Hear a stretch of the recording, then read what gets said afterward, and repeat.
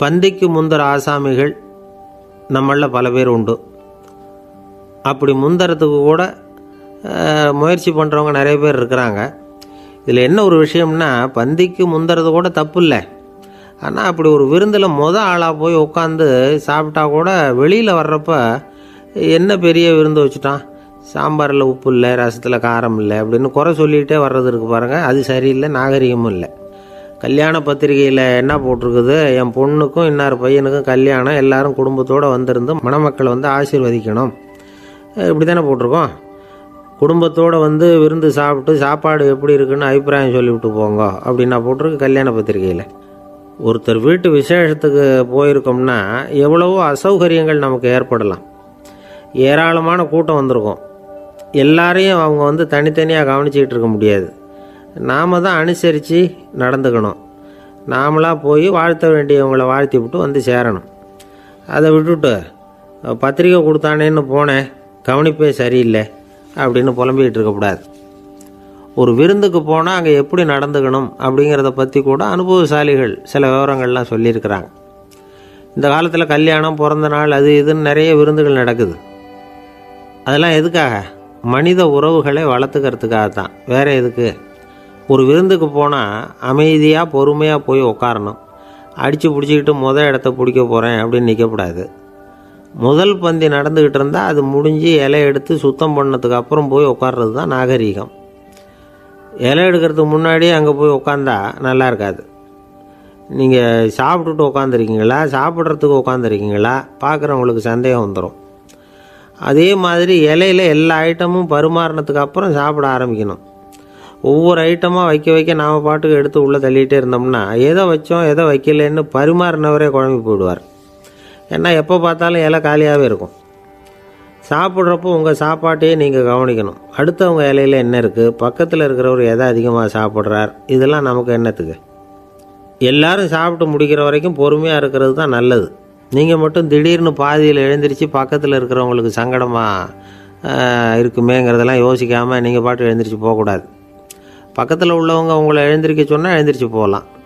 விருந்துகளில் சாப்பாட்டை வீணாக்கிறதே ஒரு நாகரிகமாக போட்டுது. இந்த காலத்தில் சாப்பாட்டுக்கே கஷ்டப்பட்டுக்கிட்டு பல பேர் இந்த உலகத்தில் இருக்கிறப்போ சாப்பாட்டை வீணாக்கிறது எவ்வளோ பெரிய மோசங்கிறத நினச்சி பார்க்கணும். வேணுங்கிற அளவுக்கு கேட்டு வாங்கி சாப்பிட்றது தான் முறை. விருந்தில் இந்த பஃபே அப்படின்னு சொல்லி ஒரு முறை சொல்கிறாங்கல்ல, அதாவது உணவு வகைகளையெல்லாம் பொதுவாக ஒரு இடத்துல வச்சுடுறது, நமக்கு தேவையானதை நாமே எடுத்து ஒரு தட்டில் போட்டுக்கிட்டு சாப்பிட வேண்டியது. இதில் கூட சில பேர் தேவைக்கு அதிகமாக எடுத்து போட்டுக்கிட்டு வீணாக்குறாங்க. சில சமயம் கடைசியாக சாப்பிட போகிறவங்களுக்கு எல்லா ஐட்டமும் கிடைக்காம போகலாம். அதை போய் பெருசு பண்ணிகிட்டு இருக்கக்கூடாது. என்ன சார், இந்த அளவுக்கு கூடவா நாகரிகம் தெரியாமல் இருக்கிறோம், இதை போய் பெருசாக சொல்ல வந்துட்டீங்களே அப்படின்னு நினைக்கலாம். ஒருத்தர் 2 பேருக்கு இந்த விவரம் தேவைப்படலாம். அவங்க காதலையும் இது விழட்டுமேங்கிறதுக்காக தான் இது. ஒரு பெரிய கல்யாண விருந்து நடந்துக்கிட்டு இருந்தது.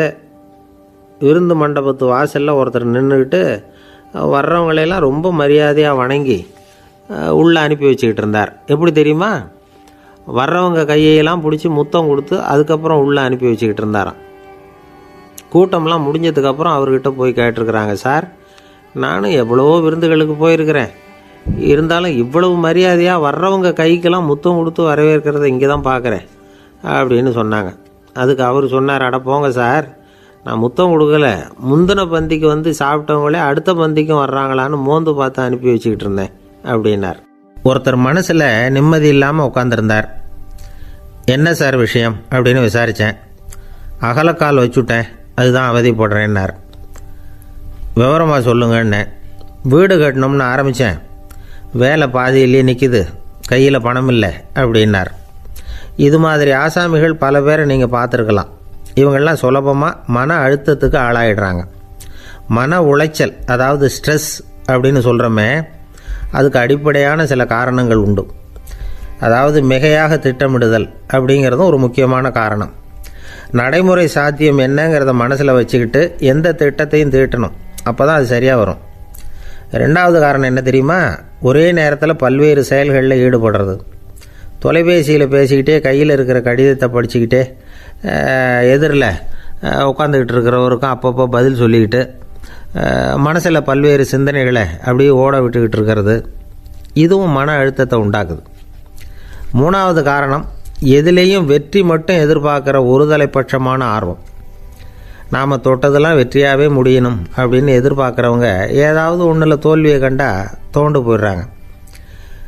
எப்படியும் முடியலாம்ங்கிற எண்ணம் ஏற்கனவே நமக்குள்ளே இருந்துட்டுதுன்னா அந்த அவஸ்தை வராது. அதனால் அதுவும் நம்ம வளர்த்து கொள்ள வேண்டிய ஒரு குணம். மன உளைச்சல் ஏற்படுறதுக்கு இன்னொரு காரணம் எதையும் வேகமாக செஞ்சுடணும் அப்படிங்கிற துடிப்பு. அந்த துடிப்பே மனசை அழுத்த ஆரம்பிச்சிடும். எந்த ஒரு காரியத்திலையும் தாமதமோ இடையூறோ ஏற்பட்டால் அதை பொறுத்துக்கிற மனப்போக்கம் வேணும். அது இல்லாதவங்க அழுத்தத்துக்கு ஆளாயிடுறாங்க. சில பேர் வேலைன்னு எந்த நேரம் பார்த்தாலும் வேலையே கதின்னு கிடப்பாங்க. பொழுதுபோக்குக்கோ உடற்பயிற்சிக்கோ குடும்பத்தில் உள்ளவங்க அல்லது நண்பர்கள் கூட கலந்துரையாடவோ கொஞ்சம் கூட நேரம் ஒதுக்க மாட்டாங்க.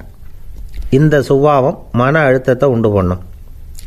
இதையெல்லாம் புரிஞ்சுக்கிட்டு அதிலிருந்து விடுபடுறது எப்படின்னு யோசிக்கணும். வல்லுநர்கள் இது தொடர்பாக சில யோசனைகளை சொல்லி வச்சுருக்கிறாங்க. அது என்னென்னா, வாழ்க்கைங்கிறது பிரச்சனைகளால் பின்னப்பட்ட ஒன்று. அது எப்போவுமே முடிவடையாத ஒரு தொடர்கதை அப்படிங்கிறத முதல்ல நாம் புரிஞ்சுக்கணும். ஒரே நேரத்தில் ஒரு காரியத்தில் மட்டுமே நாம் கவனம் செலுத்தணும். அடுத்தவங்க காரியத்தில் தலையிடக்கூடாது. எதையும் பேச ஆரம்பிக்கிறதுக்கு முன்னாடி நம்மை நாமே கேட்டுக்க வேண்டிய கேள்வி 2.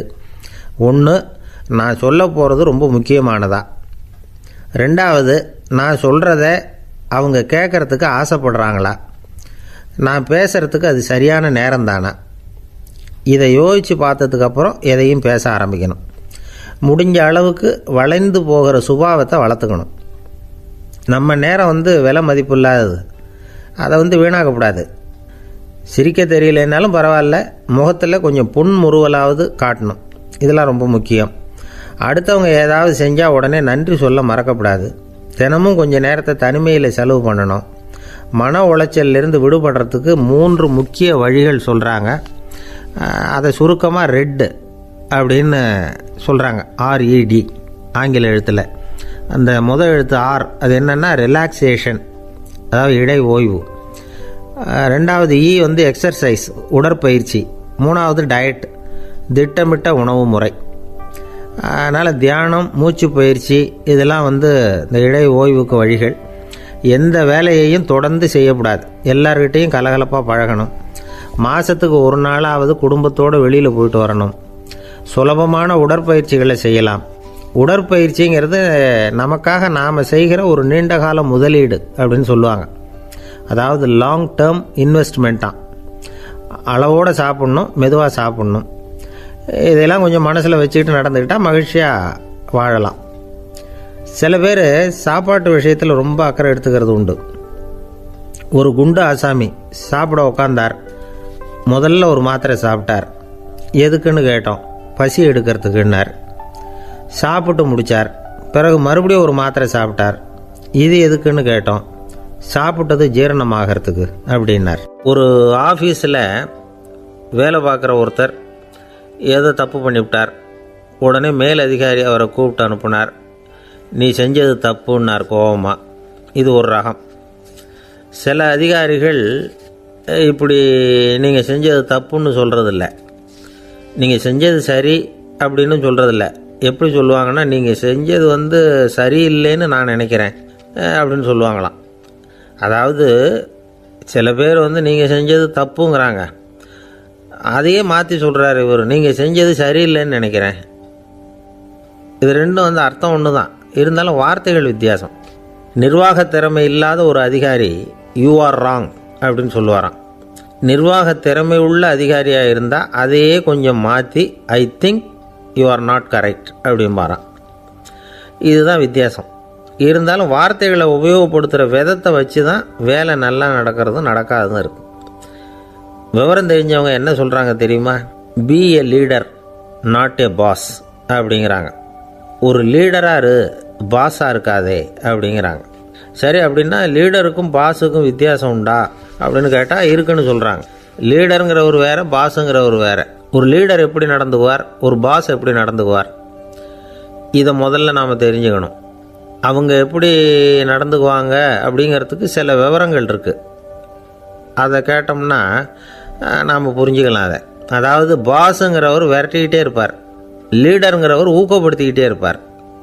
நாளைக்கு சாயந்தரத்துக்குள்ளே அந்த வேலையை செஞ்சு முடிக்கலைன்னா தொலைச்சி விடுவோம் தொலைச்சி அப்படிம்பார் அவர்.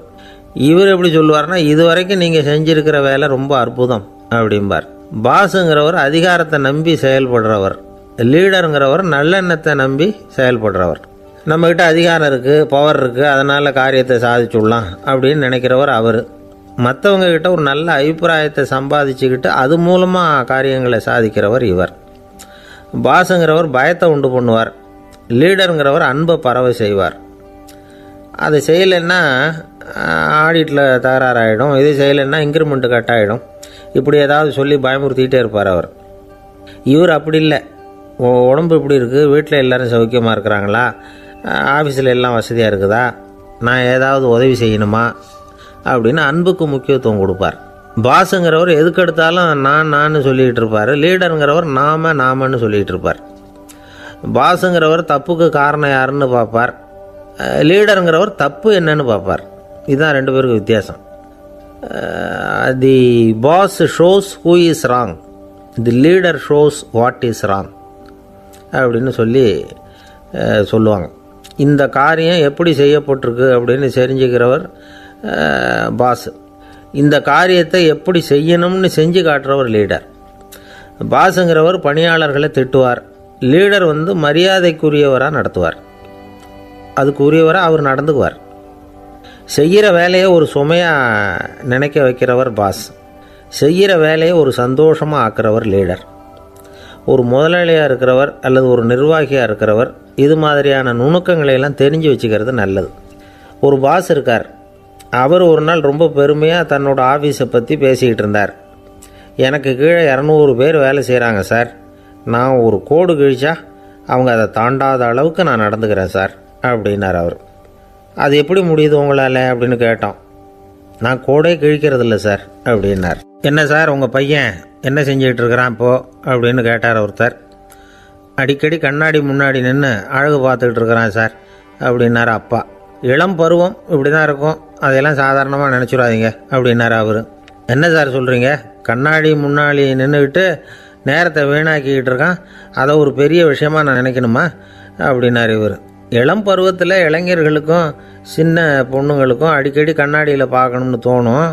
அது வெறுமனே அழகு பார்க்குறது மட்டும் இல்லை, அவங்க தங்களையே தேடி கண்டுபிடிக்கிற ஒரு முயற்சி அது. இது ஒரு மனோதத்துவ விளைவு. இது வரைக்கும் சின்ன பிள்ளையாக இருந்துட்டோம், இனிமேல் நாமளும் மற்றவங்க மாதிரி மனிதர்கள் தான் அப்படிங்கிற உணர்வு அவங்களுக்கு வருது. தங்களோட முகம் எப்படி இருக்குது, அழகு எப்படி இருக்குது, உடம்பு நேரம் எப்படி இருக்குது, முடி எப்படி இருக்குது அப்படிங்கிறதையெல்லாம் கண்டுபிடிக்கிறாங்க. அதுக்கப்புறம் இன்னொரு ஆணோ பொண்ணோ தன்னை கவனிக்கணும் அப்படின்னு நினைக்கிறாங்க. இதெல்லாம் மனோதத்துவ உண்மைகள், இதெல்லாம் இயற்கை. இதை பார்த்துட்டு பெற்றவங்க பிள்ளைங்க கெட்டு போட்டாங்க அப்படின்னு நினைக்கக்கூடாது, அவங்கள திட்டிக்கிட்டே இருக்கக்கூடாது. இன்றைக்கி பல குடும்பங்களில் இதுதான் நடந்துக்கிட்டு இருக்குது. மனுஷ வாழ்க்கையிலேயே இப்படியும் இல்லாத அப்படியும் இல்லாத ஒரு பருவம் இளம் பருவம். 13லேருந்து 19 வயசுக்கு உட்பட்ட ஆண்கள் பெண்கள் இந்த வகையை சேர்ந்தவங்க, டீனேஜ் குரூப். இவங்களை சின்னவங்கன்னு நினச்சிட முடியாது, பெரியவங்கன்னு நினச்சிட முடியாது. இவங்க ரொம்ப சென்சிட்டிவ். சமூகம் நினச்சா இவங்களை நல்லவங்களாகவும் ஆக்கலாம், கெட்டவங்களாகவும் ஆக்கலாம். கொஞ்சம் அக்கறை எடுத்துக்கிட்டால் பெரிய பெரிய மேதைகளையும் விஞ்ஞானிகளையும் உருவாக்கலாம். ஆனால் நடக்கிறது என்ன தெரியுமா, அநேகமாக இவங்களை யாருமே சரியாக புரிஞ்சுக்கிறதில்ல, இவங்களை சரியாக நடத்துறதும் இல்லை. இது வரைக்கும் நாம் சொல்கிறத கேட்டுக்கிட்டு இருந்தான், இப்போல்லாம் அவன் இஷ்டத்துக்கு நடக்க ஆரம்பிச்சுட்டான் அப்படின்னு வருத்தப்படுற பெற்றோர்கள் அதிகம். இது வருத்தப்படுற விஷயம் இல்லை, சந்தோஷப்பட வேண்டிய விஷயம். உங்கள் புள்ள சொந்தமாக யோசிக்க ஆரம்பிக்கிறதும் நடந்துக்க ஆரம்பிக்கிறதும் ஒரு தப்பான விஷயமா? அவன் கடைசி வரைக்கும் உங்கள் பேச்சையே கேட்டுக்கிட்டு இருக்கணுங்கிறது என்ன நியாயம்? இன்றைக்கி இளைஞர்களை பெரியவங்க தப்பாக புரிஞ்சுக்கிட்டு தவறாக நடத்துறதுனால தான் அவங்களுக்கு வெறுப்பு, எரிச்சல், மனக்கசப்பு எல்லாம் உண்டாகுது. பெற்றவங்க சரியாக மதிக்கிறது இல்லை அப்படிங்கிற ஒரே காரணத்தினாலேயே வீணாக போகிற பிள்ளைங்க இன்றைக்கி அதிகம். சரி, பெற்றவங்களுக்கு இன்றைக்கி என்ன தான் புத்தி சொல்ல வர்றீங்க அப்படின்னு கேட்குறீங்களா? நாம் எதையும் சொல்ல வரல, ஆனால் அது சம்பந்தமான சில நிபுணர்கள் சொல்லியிருக்கிறத உங்கள் காதில் போட்டு வைக்கலாம். அது என்னென்னா, பிள்ளைங்க கிட்ட அன்பு செலுத்துங்க. குழந்தையாக இருந்தப்போ எவ்வளவு பாசமாக இருந்தீங்க, வளர வளர அதை ஏன் குறைச்சிக்கிறீங்க? பெற்றவங்களின் அன்பான வார்த்தைகளுக்கு ஏங்குறவங்க தான் இன்றைய இளைஞர்கள். அவங்க எதை சொன்னாலும் அதை அக்கறையாக காது கொடுத்து கேளுங்க, அலட்சியப்படுத்தாதீங்க. அவங்க விரும்புகிறது உங்கள்கிட்டேருந்து ஒரு மதிப்பு, மரியாதை, அங்கீகாரம், இவ்வளவு தான். அவங்க அவங்களாவே முடிவுகள் எடுக்கட்டும், அதுக்கு நீங்கள் உதவியாக இருங்க, அது போதும். மற்றவங்க முன்னாடி, முக்கியமாக அவங்க நண்பர்கள் முன்னாடி அவங்கள பற்றி மட்டமாக பேசாதீங்க. அவங்கக்கிட்ட பொய் சொல்லக்கூடாது. நீங்கள் சொன்னது பொய்ன்னு தெரிஞ்சு போச்சுன்னா உங்கள் பேரில் அவங்களுக்கு இருக்கிற மதிப்பு போயிடும், நம்பிக்கை போயிடும். அவங்களுக்கு முன்னாடி நீங்கள் சண்டை போடக்கூடாது. உங்கள் பிள்ளைய எப்பவும் இன்னொரு பிள்ளையோட ஒப்பிட்டு பேசுகிற வேலையே வேணாம். கூட பிறந்த மற்றவங்களோட கூட ஒப்பிடக்கூடாது. இப்படி செஞ்சால் அவன் உங்ககிட்டையும் பிரியமாக இருக்க மாட்டான், அவங்ககிட்டையும் பிரியமாக இருக்க மாட்டான். புள்ள எங்கே போகிறான், என்ன பண்ணுறான் அப்படின்னுலாம் துப்பறிஞ்சிக்கிட்டு இருக்கக்கூடாது. இளைஞர்கள் தனிமையை விரும்புகிறவங்க. அவங்கள பெட்டியில் வச்சு மூடி பாதுகாக்கணும்னு நினைக்கக்கூடாது. அவங்கள எப்படி பாதுகாக்கிறது அப்படிங்கிறது அவங்களுக்கே தெரியும். உங்கள் புள்ள எப்படி நடந்துக்கணும்னு நீங்கள் எதிர்பார்க்குறீங்களோ அது மாதிரி நீங்கள் நடந்து காட்டுங்க, அது போதும். ஒரு வீட்டில் அப்பாவும் அம்மாவும் பேசிக்கிட்டு இருக்கிறாங்க. என்னங்க நம்ம பொண்ணு பெரியவளாயிட்டா, அடிக்கடி கண்ணாடி முன்னாடி போய் நின்றுக்கிட்டு இருக்கிறா, சீக்கிரமாக ஒரு பையனை பார்த்து கல்யாணத்தை முடிக்காமல் இப்படி மசன்னு கல் மாதிரி உட்காந்துருக்குறீங்களே அப்படின்னு சத்தம் போட்டாங்க. அந்த அம்மா, அவசரப்படாத, பார்க்குறதுக்கு கண்ணுக்கு அழகாக லட்சணமாக புத்திசாலியாக ஒரு பையன் கிடைக்க வேணாமா, அதுதான் பார்த்துக்கிட்டு இருக்கிறேன் அப்படின்னார் அப்பா. இதுக்கு அந்த அம்மா சொல்கிறாங்க, எங்கள் அப்பா இப்படியெல்லாம் நினச்சிக்கிட்டு இருந்திருந்தா எனக்கு கல்யாணமே ஆயிருக்காது தெரியுமா அப்படின்னாங்களாம். 1816 வருஷம் செப்டம்பர் மாதம் 11 பிரான்ஸ் தேசத்தில் உள்ள ஒரு மருத்துவமனை. அங்கே ஒரு இளம் டாக்டர் கொஞ்ச நாளைக்கு முன்னாடி தான் அந்த ஆஸ்பத்திரியில் புதுசாக வேலைக்கு சேர்ந்துருக்கிறார். அவர் பேர் ரெனே லெனக். அவர் அன்னைக்கு காலையில் அந்த மருத்துவமனையில் அப்படியே ரவுண்ட்ஸ் வந்துக்கிட்டு இருக்கிறார். வார்டில் ஒரு படுக்கையில் ஒரு இளம் பெண் படுத்திருக்கிறா. அந்த பொண்ணுக்கு இருதய நோயாக இருக்கலாம்ங்கிறது மற்ற டாக்டர்கள் சந்தேகம். அந்த காலத்துலலாம் ஒருத்தருடைய இருதய துடிப்பை தெரிஞ்சுக்கணும்னா நோயாளியின் மார்பில் டாக்டர் காதை வச்சு பார்த்து தான் தெரிஞ்சுக்கிறது வழக்கம். ஆனால் இந்த பெண்ணும் இளம் பெண், அந்த டாக்டரும் புதுசாக சேர்ந்துருக்கிறவர். அதனால் பரிசோதனை பண்ண தயங்கினார். கொஞ்ச நேரம் யோசனை பண்ணார். திடீர்னு ஒரு ஞாபகம் வந்தது அவருக்கு. அதாவது அன்றைக்கி விடியற் காலையில் தோட்டத்தில் அப்படி வாக்கிங் போயிட்டு இருந்தப்போ சின்ன பசங்கள்லாம் ஒரு மரக்கட்டையை வச்சு விளையாடிக்கிட்டு இருந்தாங்களாம். அதை இவர் பார்த்துருக்கிறார். அது என்ன விளையாட்டுனா, ஒரு நீளமான மரப்பலகை, அதில் ஒரு முனையில் ஒரு பையன் தன்னுடைய காதை வச்சுக்கிட்டு இருக்கிறான், மறுமுனையில் இன்னொரு பையன் அந்த மரப்பலகையை ஒரு ஆணியால் கீறிக்கிட்டு இருக்கிறான். ஒரு முனையில் ஆணியால் கீறும் பொழுது மறுமுனையில் காதை வச்சிருக்கிற பையனுக்கு அந்த சத்தம் துல்லியமாக கேட்குது. அந்த டாக்டருக்கு காலையில் பார்த்த இந்த விளையாட்டு ஞாபகத்துக்கு வந்துட்டுது. உடனே என்ன பண்ணார் தெரியுமா, ஒரு நீளமான காகிதத்தை எடுத்தார். அதை அப்படியே உருளை மாதிரி உருட்டினார். ஒரு முனையை அந்த நோயாளியின் மார்பில் இடது பக்கம் வச்சார், இன்னொரு முனையில் தன்னுடைய காதை வச்சார். என்ன ஆச்சரியம், நோயாளியின் மார்பில் நேரடியாக காதை வச்சு கேட்குறத விட துல்லியமாக கேட்டுது இதய துடிப்பு. இதய துடிப்பு மட்டும் இல்லை, மூச்சு இழுத்து விடுறது, திரவ பொருள்களின் அசைவு, எல்லா சத்தமும் தெளிவாக கேட்குது. கிரேக்க மொழியில் ஸ்டெத்தாஸ் அப்படின்னா மார்பு, ஸ்கோப்பின் அப்படின்னா பார்ப்பதுன்னு அர்த்தம். அதனால் டாக்டர் ரெனே லெனக் தான் கண்டுபிடிச்ச கருவிக்கு ஸ்டெத்தஸ்கோப் அப்படின்னு பேர் வச்சார். அவரே முதல் மாடலையும் செஞ்சார். அளவு ரொம்ப பெருசாக இருந்தது, சுலபமாக எடுத்துகிட்டு போகிறது கஷ்டம், அது அவ்வளோ கஷ்டமாக இருந்தது அது.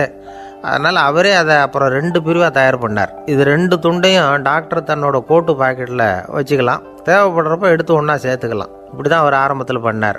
தன்னுடைய இந்த கண்டுபிடிப்பை பற்றி அவர் ஒரு புத்தகம் எழுதினார். நிறைய விற்றுது, புகழும் பணமும் சேர்ந்தது. பணமும் புகழும் சேர்ந்தது மாதிரியே அவருக்கு ஒரு நோயும் சேர்ந்தது. அது என்ன நோயின்னு கண்டுபிடிக்கிறதுக்கும் அவர் கண்டுபிடிச்ச கருவி தான் உபயோகப்பட்டு தான். அவரே அதை கண்டுபிடிச்சார். அவருக்கு வந்திருந்தது காச நோய்.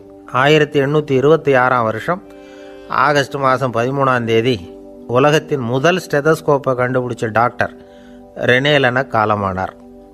அவர் சாகிறதுக்கு முன்னாடி மரத்தால் செஞ்சு வச்சுருந்த ஸ்டெதஸ்கோப்பை தனக்கு வேண்டியப்பட்ட ஒரு டாக்டர்கிட்ட கொடுத்து, என்னுடைய சொத்துக்கள்லேயே ரொம்ப வசந்தது அப்படின்னு சொன்னாராம். அதுக்கப்புறம் 3 வெள்ளைக்காரங்க சேர்ந்து இந்த கருவியில் சில மாற்றங்களை பண்ணாங்க.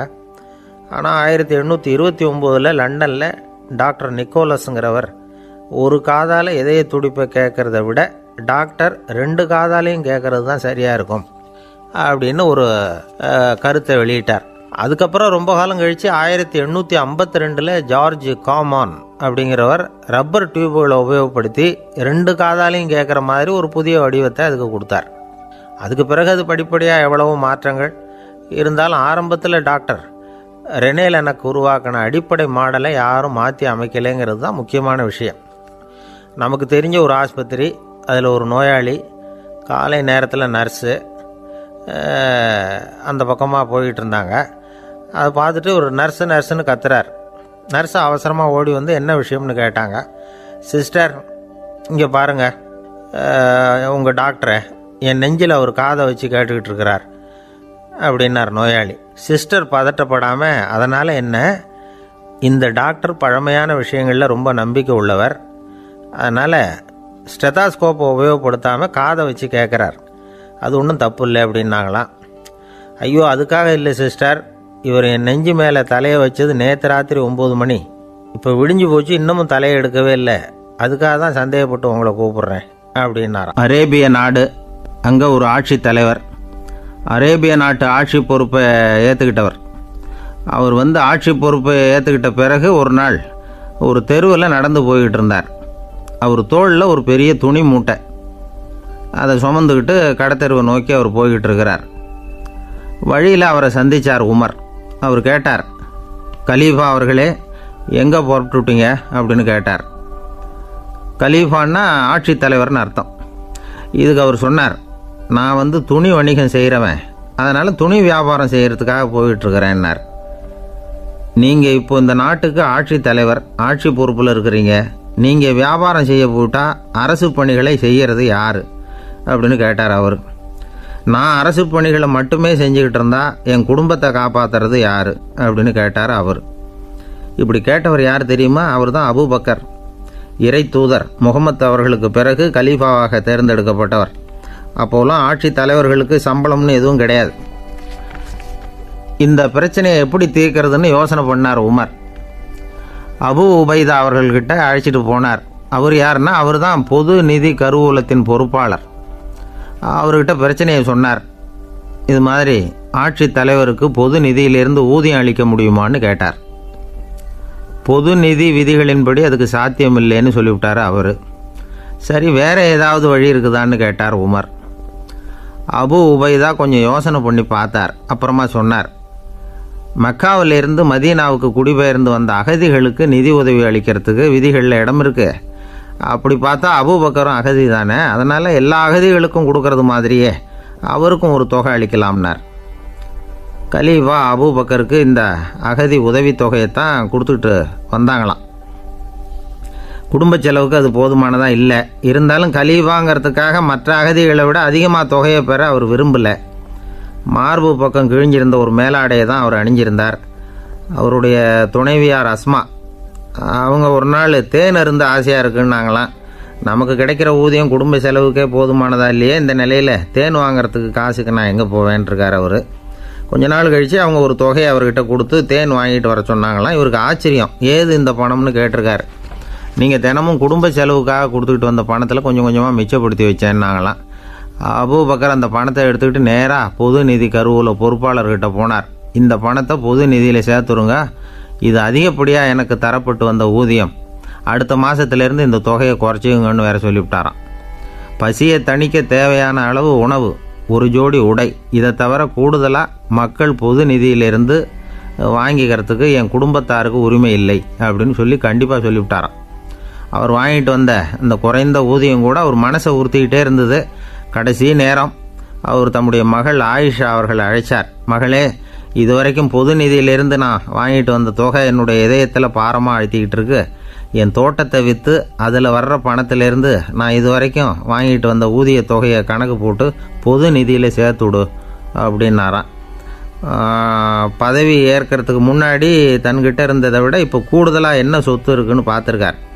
ஒரு ஒட்டகம், ஒரு கோப்பை, ஒரு பணியாள், இதையும் அடுத்தபடியாக கலீஃபாவா வர்றவர்கிட்ட ஒப்படைச்சிருங்க அப்படின்னு விட்டாராம். அதே மாதிரி அடுத்து வந்த உமர்கிட்ட ஒப்படைச்சாங்க. அப்போ உமர் சொன்னாராம், அபூபக்கரே, இந்த முன்மாதிரியால் உங்களுக்கு பிறகு இந்த ஆட்சி பொறுப்பை ஏற்கிறவர்களை பெரும் நெருக்கடிக்கு ஆளாகி விட்டீங்க அப்படின்னு சொல்லி ரொம்ப கண் கலங்கினாராம். கடைசியாக அபூபக்கர் தன்னுடைய குடும்பத்தாருக்கு விட்டு சென்ற சொத்து ஒரு படுக்கை விரிப்பு, ஒரு போர்வை, அவ்வளவுதான். இது சிந்திக்க வேண்டிய ஒரு செய்தி. ஒரு ஊரில் ஒரு மன்னர் இருந்தாராம். அமைச்சர் அவர்கிட்ட சொன்னாராம், மன்னா, நம்ம ராஜ்யத்தில் இனிமே லஞ்ச ஊழலே இருக்காதுன்னாராம். ஆஹா, அப்படின்னா ஊழல் பேர் வழிகளையெல்லாம் நாடு கடத்தியாச்சா அப்படின்னு கேட்டிருக்கார் மன்னர். இதுக்கு அவர், அப்படி இல்லைங்க, இனிமேல் கொடுக்கறதுக்கு ஜனங்கள்கிட்ட பணமே இல்லை அப்படின்னாராம். இந்த உலகத்தில் எல்லாருக்கும் மகிழ்ச்சி தரக்கூடிய ஒரு பொருள் எது? இது ஒரு முக்கியமான கேள்வி. இந்த கேள்விக்கு பொருத்தமான ஒரு பதிலை உங்களால் சொல்ல முடியுமா? அதாவது கொஞ்சம் யோசித்து பார்த்தா பணம்னு சொல்லலாமா? இப்போ கையில் காசு இல்லாதவங்ககிட்ட ஒரு 10 ரூபாயை கொடுத்தா அது அவனுக்கு சந்தோஷத்தை கொடுக்கும். ஏற்கனவே வருமான வரி பிரச்சனையில் சிக்கி இருக்கிறவர்கிட்ட இன்னும் கொஞ்சம் பணம் இந்தாங்கன்னு சொல்லி கொடுத்தோம்னா அது அவருக்கு சங்கடத்தை தான் கொடுக்கும். அதனால் அந்த கேள்விக்கு பணங்கிறது பொருத்தமான பதிலாக இருக்க முடியாது. கேள்வி என்னென்னா, இந்த உலகத்தில் எல்லாருக்கும் மகிழ்ச்சி தரக்கூடிய ஒரு பொருள் எது? சரி, இனிப்புன்னு சொல்லலாமா? ஏன்னா எல்லாருக்கும் இனிக்க தானே செய்யும். அதுலேயும் ஒரு சிக்கல் இருக்குது. சர்க்கரை வியாதிக்காரங்களுக்கு அது என்ன சந்தோஷத்தையாக கொடுக்கும்? ஆக எல்லாருக்கும் வேறுபாடு எதுவும் இல்லாமல் மகிழ்ச்சியை கொடுக்கக்கூடியது வேறு ஏதோ ஒன்று இருக்குது. அது என்னன்னு கண்டுபிடிக்கணும். அதுதான் இன்றைக்கி தகவல். இப்போ அதை கண்டுபிடிக்கணும்னா இந்த கதையை கேட்கணும். அது என்ன கதைன்னா, ஒரு ஊரில் ஒரு ராஜா இருந்தார். அவருக்கும் இதே சந்தேகம் வந்துட்டுது. அதாவது எல்லாருக்கும் இன்பம் தரக்கூடிய பொருள் எது அப்படின்னு. இதுக்கு பதில் தெரிஞ்சுக்கிறதுக்கு ஆசைப்பட்டார். சரி, அதுக்கு என்ன செய்யலாம்னு யோசனை பண்ணார். நாட்டு மக்களுக்கு பகிரங்கமாக ஒரு அறிவிப்பு கொடுத்தார். நம்ம நாட்டு மக்கள் இன்பம் தரக்கூடிய பொருள் எதுன்னு நினைக்கிறாங்களோ அதை கொண்டுக்கிட்டு வந்து அரண்மனையில் உள்ள கண்காட்சி மண்டபத்தில் வைக்கலாம். அப்படி அவங்க வைக்கிற பொருள்களில் எது எல்லாருக்கும் இன்பம் தரக்கூடியதாக இருக்குமோ அதை வச்சவருக்கு 1000 பொற்காசுகள் பரிசு அப்படின்னு அறிவிப்பு கொடுத்துட்டார். ஜனங்கள் இந்த அறிவிப்பை கேட்டாங்க. அதுக்கப்புறம் சும்மா இருப்பாங்களா? 1000 பொற்காசுன்னா சும்மாவா? அவங்க கையில் என்னென்ன கிடைச்சதோ அதையெல்லாம் கொண்டாந்து அரண்மனை காட்சி மண்டபத்தில் வச்சுட்டாங்க. அதுக்கப்புறமா ராஜா அங்கே வந்தார். ஒவ்வொன்றா பார்த்துக்கிட்டே வந்தார். முதல்ல ஒரு குயில் இருந்தது, இனிமையாக பாடக்கூடிய குயில். இந்த குயிலோட இன்னிசை எல்லாருக்கும் இன்பம் தரக்கூடியது தான். இருந்தாலும் காது கேட்காதவங்களுக்கு இந்த இசை எப்படி இன்பம் தர முடியும்? அதனால் இது சரியில்லைன்னு விட்டார். அடுத்தபடியாக போனார். அங்கே என்ன வச்சுருக்குறாங்கன்னு பார்த்தா ஒரு அழகான மயில் அங்கே தோகை விரித்து ஆடிக்கிட்டு இருக்குது. இந்த மயிலோட ஆட்டம் மனசுக்கு இன்பம் தரக்கூடியது தான். இருந்தாலும் பார்வை இல்லாதவங்க இந்த ஆட்டத்தை பார்த்து ரசிக்க முடியுமா? முடியாது. அதனால் இதுவும் சரியில்லை அப்படின்னு சொல்லிவிட்டார். அதுக்கு அடுத்தபடியாக போனார். பல வகையான இனிப்பு பண்டங்களை வச்சுருந்தாங்க. பார்த்தார், வயசானவங்களுக்கும் நோயாளிகளுக்கும் இது இன்பம் தராது, துன்பம்தான் கொடுக்கும் அப்படின்னார். இப்படி ஒவ்வொன்றா பார்த்துக்கிட்டே போகிறார். அழகான மலர்கள், கனிகள், ஓவியங்கள் எதுவுமே பொருத்தமாக தெரியல. சகல பேருக்கும் இன்பம் தரக்கூடிய வகையில் எதுவும் இல்லை.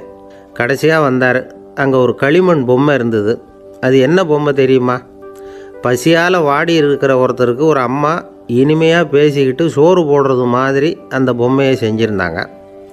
அதுக்கு கீழே அன்பு அப்படின்னு எழுதியிருந்துதான். ராஜா பளிச்சுன்னு ஒரு முடிவுக்கு வந்தார். அந்த பொம்மையை செஞ்ச சிற்பியை வரவழைச்சார், பரிசு கொடுத்தார். அன்பு ஒன்று தான் எல்லாருக்கும் இன்பம் அளிக்கக்கூடிய பொருள். காது கேட்காதவங்களும் அதை கேட்க முடியும், பார்வை இல்லாதவங்களும் அதை பார்க்க முடியும், குழந்தைகளும் அதை உணர முடியும் அப்படின்னு அதுக்கு விளக்கம் கொடுத்தார் அந்த மன்னர். இந்த உலகத்தில் எல்லாருக்கும் மகிழ்ச்சி தரக்கூடிய ஒரு பொருள் அன்பு தான். அதை புரிஞ்சுக்கிட்டு தான் சில கணவன்மார்கள் மனைவி பேரில் ரொம்ப அன்பை காட்டிக்கிறது வழக்கம். ஒரு வீட்டு வாசப்படி பக்கமாக மழைக்கு ஒதுங்கினார் ஒருத்தர். மழை தூரிக்கிட்டு இருந்தது, இருட்டு நேரம். அந்த வீட்டில் இருந்தவர், இன்றைக்கி ராத்திரி வேணும்னா இங்கேயே தங்கிட்டு காலையில் போங்க அப்படின்னார். உடனே இவர் சொன்னார், ரொம்ப நன்றிங்க, ஒரு 10 நிமிஷத்தில் இதை வந்துவிடுறேன் அப்படின்னு சொல்லிவிட்டு எங்கேயோ ஓடினார். 10 நிமிஷம் கழித்து திரும்பி வந்தார். ஆமாம், எங்கே போயிட்டு வந்தீங்கன்னு கேட்டார் வீட்டில் இருந்தவர். நேராக எங்கள் வீட்டுக்கு போய் மனைவிக்கிட்ட இன்றைக்கி ராத்திரி இங்கேயே தங்கிக்கிறேன்னு சொல்லிவிட்டு வந்துவிட்டேன் அப்படின்னார் அவர். அன்பில் இது ஒரு ரகம். ஆசைப்படுறதில்ல தப்பு இல்லை, ஆனால் அந்த ஆசை தேவைக்கு தகுந்த மாதிரி இருக்கணும். தேவைக்கு மீறிய ஆசைகள் இருக்குது பாருங்கள், அது தேவையில்லை. இந்த கருத்தை வலியுறுத்தது மாதிரி ஒரு கதை உண்டு.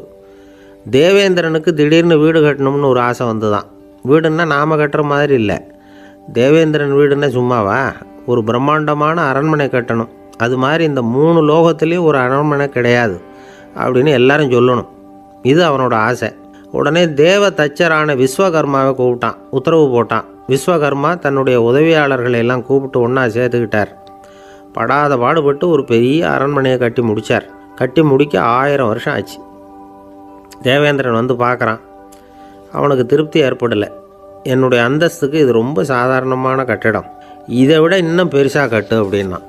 தேவ தச்சர் திணறி போயிட்டார். அவரால் அதுக்கு மேலே எதுவும் செய்ய முடியல. என்ன பண்ணுறதுன்னு யோசனை பண்ணார். நேராக நாரதர் காலில் போய் விழுந்தார்.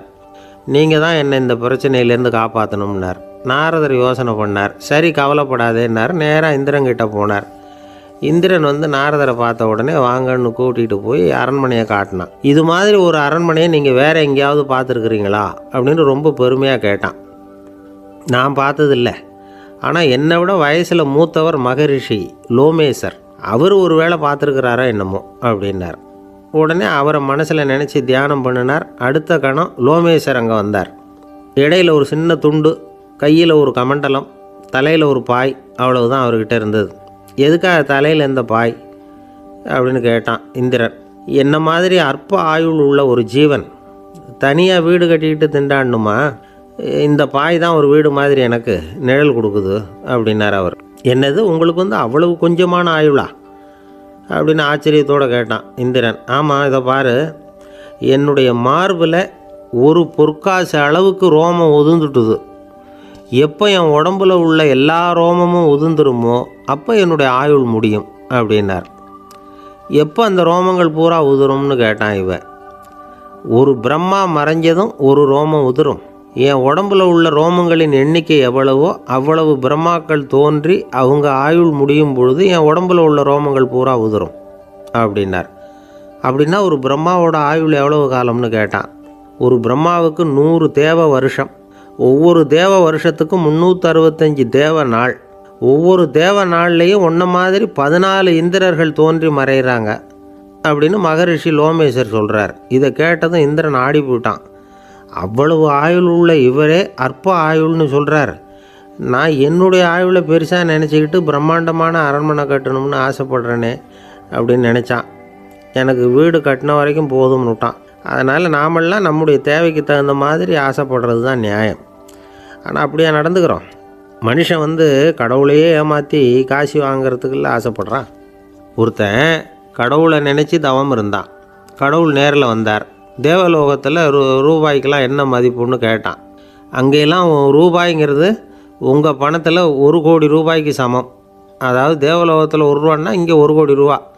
அது மாதிரி எங்களுக்கு ஒரு நாளுங்கிறது உங்கள் கணக்கில் 1 கோடி வருஷத்துக்கு சமம் அப்படின்னார் கடவுள்.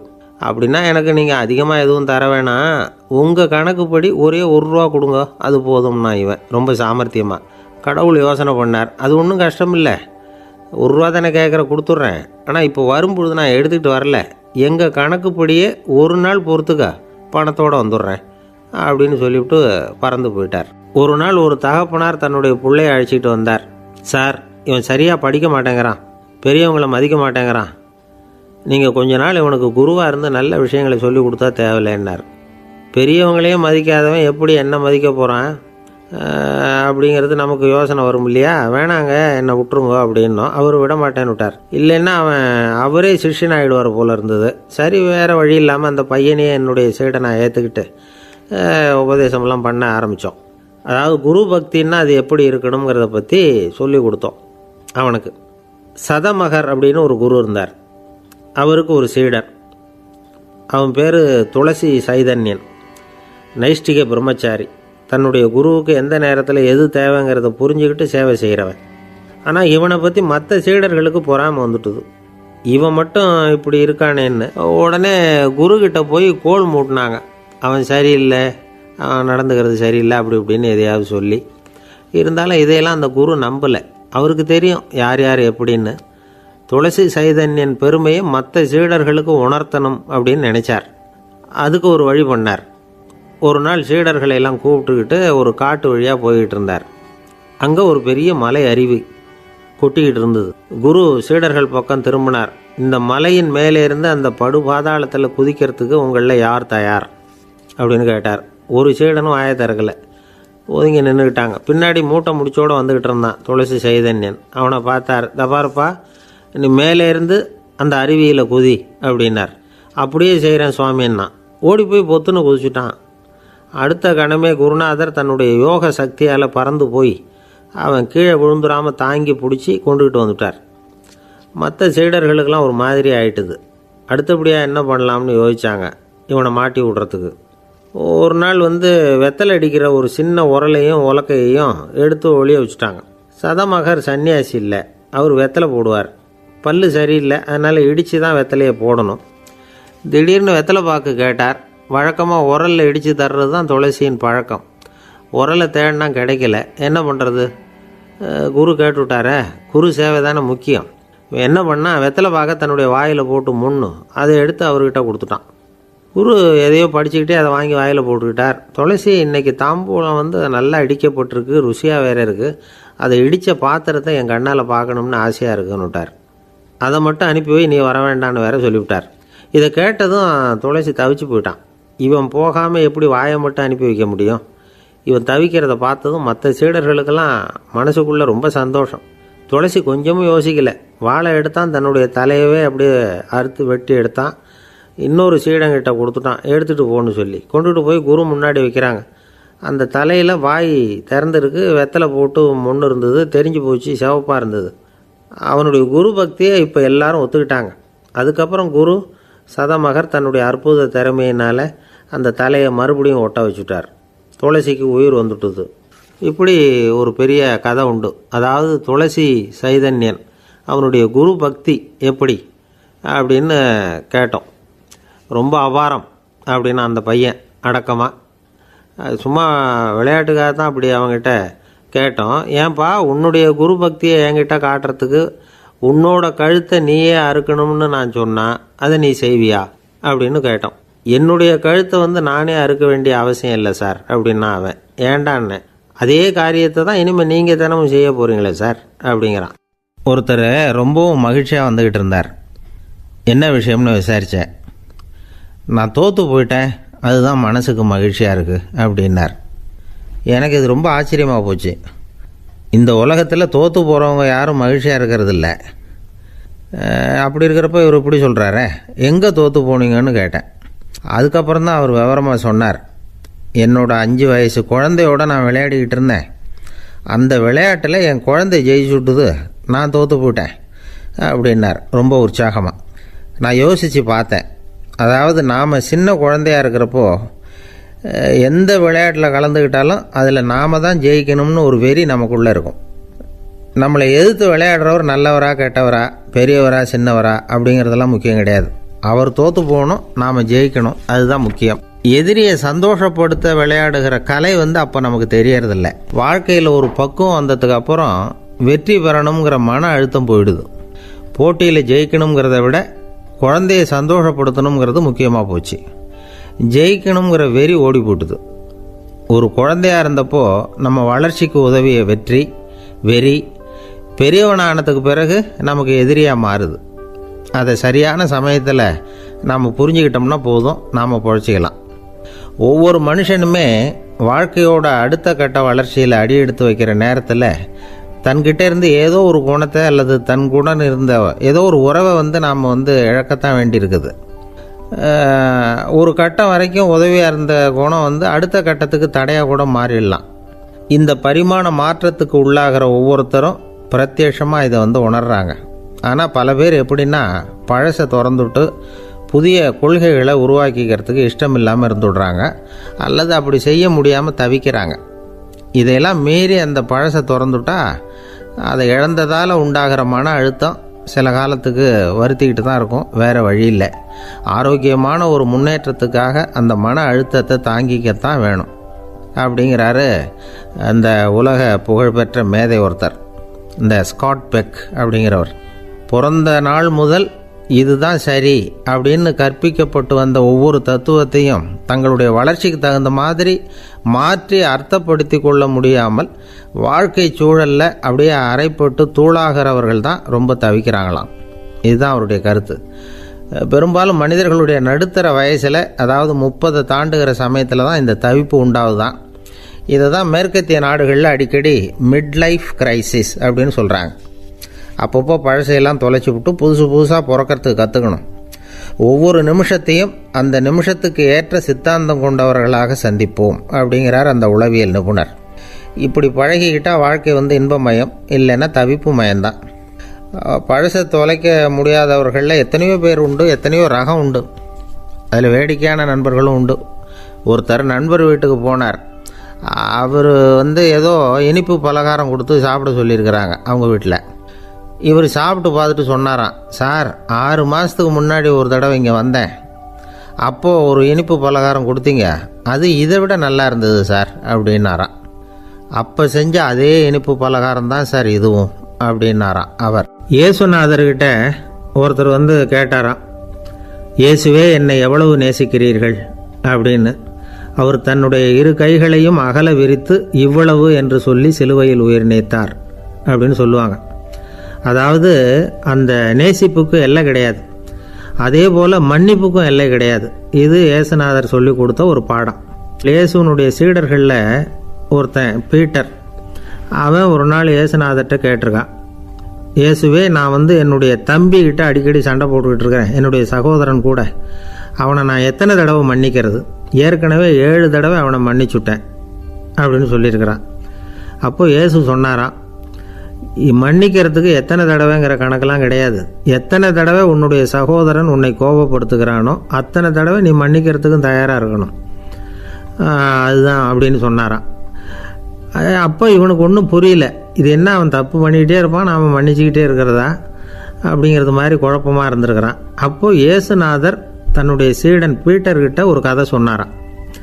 அந்த கதை இன்றைக்கு நாம் வந்து எல்லாரும் சிந்தித்து பார்க்க வேண்டிய ஒரு கதை. அதாவது மன்னிப்பை விரும்புகிறவர்கள் மன்னிக்கவும் தயாராக இருக்க வேண்டும் அப்படிங்கிறது தான் அந்த கதையினுடைய தத்துவம். அந்த இயேசுநாதர் சொன்ன கதை என்னென்னா, ஒரு மன்னர் இருந்தார். அவர் ஒரு நாள் அரண்மனையில் உட்காந்து கணக்கு வழக்குகள்லாம் பார்த்துக்கிட்டு இருந்தார். நம்ம அரண்மனையிலேருந்து யார் யார் அரசாங்க கடன் வாங்கியிருக்கிறாங்க, யார் யார் திருப்பி செலுத்தியிருக்கிறாங்க அப்படிங்கிற விவரத்தையெல்லாம் பார்த்துக்கிட்டு இருந்தார். அப்போ தான் புரிஞ்சுது, அந்த அரண்மனையில் வேலை செய்கிற ஒருத்தனே அரசாங்க கடன் ஒரு வாங்கியிருக்கிறான். எவ்வளவு? 10,000 பொற்காசுகள் வாங்கியிருக்கான் கடன். இந்த 10,000 பொற்காசுகளை திருப்பி செலுத்தலை அரசாங்கத்துக்கு. இது மன்னர் கவனத்துக்கு வந்தது. உடனே நம்ம அரண்மனையில் இருக்கிறவனே அரசு கடன் வாங்கி திருப்பி செலுத்தாமல் இருக்கான், அவனை கூப்பிட்டு வாங்கன்னு சொல்லி கூப்பிட்டுட்டு வந்தாங்களாம். விசாரிச்சிருக்கிறாங்க, என்னப்பா நீ எவ்வளோ ஒன்று? ஆமாங்க 10,000 பொற்காசுகள் வாங்கியிருக்கிறேன், இன்னும் திருப்பி கட்டலைன்றிருக்கான். உடனே அவர் மன்னர் சொல்லியிருக்கிறார், நம்ம சட்டத்திட்டப்படி நீ உடனே பணத்தை திருப்பி கட்டிடு, அப்படி உன்னால் கட்ட முடியலன்னா உன்னுடைய வீடு வாசல் சொத்து சுகம் எல்லாத்தையும் விற்று அந்த பணத்தை அரசு கருவூலத்தில் சேர்த்துக்கிறதுக்கு நானே ஏற்பாடு பண்ணிடுறேன் அப்படின்னு அந்த மன்னர் சொன்னாராம். இவன் அப்படியே அதிர்ச்சி ஆகிட்டான், அப்படியே பொத்துன்னு காலில் விழுந்தானா, மன்னா என்னை மன்னிச்சுங்க, என்னால் முடியல, எனக்கு மன்னிப்பு கொடுங்க அப்படின்ட்டுருக்கான். உடனே அவர் எழுந்திரிச்சு, சரி நீ மன்னிப்பு கேட்டுவிட்ட, அதனால் உன்னை மன்னிக்கிறேன், நீ பணம் கட்ட வேண்டாம் அப்படின்னு சொல்லி அந்த மன்னர் அவனை விட்டுட்டாராம். பணத்தையும் தள்ளுபடி போட்டார், நீ திருப்பி கட்ட வேண்டான்னு. இவனுக்கு ரொம்ப மகிழ்ச்சி, அதனால் ரொம்ப உல்லாசமாக வந்துக்கிட்டு இருக்கிறான். தெருவில் வந்துக்கிட்டு இருக்கிறப்ப இவங்கிட்ட கடன் வாங்கின ஒருத்தன் எதுக்கு வந்துக்கிட்டு இருக்கான். அவன் இவங்கிட்ட ஒரு 100 பொற்காசுகள் கடன் வாங்கியிருக்கான். அவன் வந்தான், இவன் போய் அவன் சாட்டையாக பிடிச்சிக்கிட்டான், நீ எப்படா என் கடனை திருப்பி கொடுக்க போகிறேன்னு. அவன் இப்போ முடியல, கொஞ்சம் பொறுத்துக்கா, அப்புறம் தரேன்ருக்கான். அதெல்லாம் முடியாது, நீ கொடுத்து தான் ஆகணும் அப்படின்னு இவன் புடிவமாக சொல்கிறான். இப்போ நிலைமையை பாருங்கள், இவன் ஏற்கனவே 10,000 பொற்காசுகள் அரசாங்கத்தில் கடன் வாங்கினா அதுக்கு மன்னிச்சு விட்டுட்டார் இவனை. ஆனால் இவன் இன்னொருத்தனை மன்னிக்கிறதுக்கு தயாராக இல்லை. இவங்கிட்ட கடன் வாங்கின இன்னொருத்தன் 10 பொற்காசுகள், அவனை மன்னிக்க தயாராக இல்லை. அவனை கொண்டு போய் நீதிமன்றத்தில் கொண்டு போய் நிறுத்தி தண்டனை வாங்கி கொடுத்துட்டான். நீதிபதி என்ன சொன்னார், அந்த இவன் வாங்கின பொற்காசுகளை திருப்பி கட்டுற வரைக்கும் ஜெயிலில் இருக்கணுங்கிறது தீர்ப்பு. ஆனால் உடனே அரசர் காதில் வந்து விழுந்தது. சொல்லிட்டாங்க, உங்ககிட்ட மன்னிப்பு வாங்கிட்டு போனானே ஒருத்தன், அவன் வந்து இன்னொருத்தனை மன்னிக்கிறதுக்கு தயாராக இல்லை, அவனை கொண்டு போய் ஜெயிலில் அடைச்சிட்டான் அப்படின்னு. உடனே மன்னர் பார்த்தார், இவனை மறுபடியும் கூப்பிட்டு வர சொன்னார். தபாரப்பா, நான் வந்து உன்னை மன்னிச்சு விட்டேன், ஆனால் நீ இன்னொருத்தனை மன்னிக்கிறதுக்கு தயாராக இல்லை, அதனால் என்னுடைய தீர்ப்பையும் மாற்றுறேன், நீயும் அரசு கடன் தீர்ற வரைக்கும் ஜெயிலில் தான் இருக்கணும் அப்படின்னு சொல்லி ஜெயிலுக்கு அனுப்பிச்சிட்டாராம். இப்படி ஒரு கதையை இயேசுநாதர் தன்னுடைய சீடருக்கு சொன்னதாக ஒரு வரலாறு. அது என்ன, அதிலேருந்து நாம் புரிந்து கொள்ள வேண்டியதுன்னா, நாம் வந்து மன்னிக்கப்படணும்னு நாம் விரும்புகிறோம்னா நாம் இன்னொருத்தரை மன்னிக்கிறதுக்கு தயாராக இருக்கணும். அதனால் நாம் வந்து இன்னொருத்தரை யாரையும் மன்னிக்க மாட்டோம், ஆனால் என்ன இன்னொருத்தர் மன்னிக்கணும் அப்படிங்கிறது மாதிரி செய்யக்கூடாதுன்னு சொல்லுவாங்க. அது மாதிரி நாம் வந்து இப்போ இது தப்பாக புரிஞ்சுக்கிறவங்களும் இருக்கிறாங்க. பாவம் மன்னிப்புங்கிறதுலாம் எதுக்குன்னா, அதாவது மறுபடியும் பாவம் செய்யாமல் இருக்கிறதுக்காக தான். அதான் மன்னிக்கிறாரே அப்படிங்கிறதுக்காக மறுபடியும் பாவம் பண்ணிகிட்டு இருக்கிறது இல்லை. அதான் ஒருத்தர் கேட்டாராம், பாவத்திலேருந்து மன்னிப்பு கிடைக்கணும்னா நீ என்ன செய்யணும் அப்படின்னு கேட்டிருக்கார். அதுக்கு அவன் சொல்லியிருக்கிறான், நான் முதல்ல பாவம் செய்யணும், அப்போ தானே மன்னிப்பு கிடைக்கும் அப்படின்னு நானாம். இப்படிப்பட்டவர்கள் தான் இன்றைக்கி உலகத்தில் அதிகமாக இருக்கிறாங்க. அதனால் இந்த மன்னிப்பின் மகத்துவங்கிறது இயேசுநாதர்கிட்டேருந்து தான் நாம் புரிஞ்சுக்கணும். அந்த இயேசு சொன்ன அந்த மன்னிக்கிற மனோபாவம் இருந்தால் இன்றைக்கி உலகம் பூராவும் அமைதி பூங்காவாக இருக்கும். அதில் ஒன்றும் ஆச்சரியமே இல்லை, அதில் ஒன்றும் சந்தேகமும் இல்லை. அதனால் மன்னிக்கிற மனோபாவத்தை நாம் எல்லாரும் நமக்குள்ளே வளர்த்து கொள்ள வேண்டும். அப்படிங்கிறது தான் நாம் இன்றைக்கு எல்லோரும் சிந்தித்து பார்க்க வேண்டிய ஒரு செய்தி.